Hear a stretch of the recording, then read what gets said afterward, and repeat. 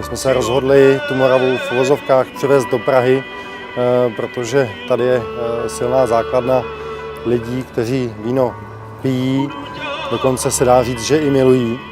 A ne všichni jsou ochotní za tím vínem cestovat na druhou stranu republiky, proto my jsme chtěli Moravu přivést do Prahy.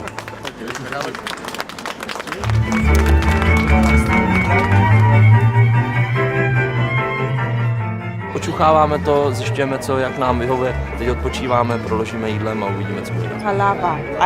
That was very nice. So I'm probably going to buy some of that before I go home. Palava je výjimečná, protože tady je to pestované a je to luxusní, krásné, sladké chuť. Nejoblíbenější Chardonnay.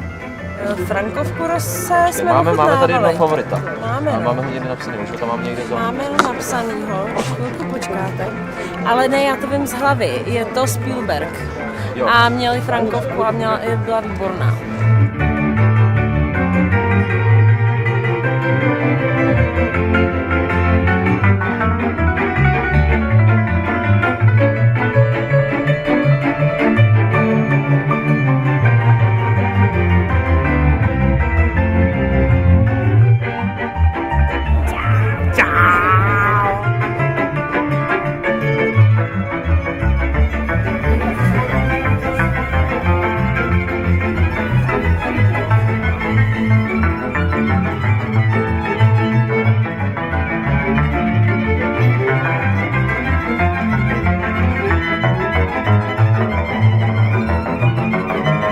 Teď klasická sabráž podání Aleše Pokorného.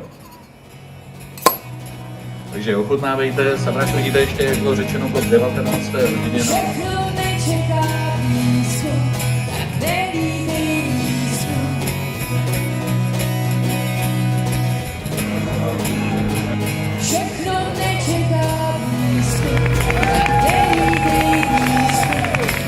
Kdybyste hledali, sotva byste našli také muzikanty, co k vám dneska i došli.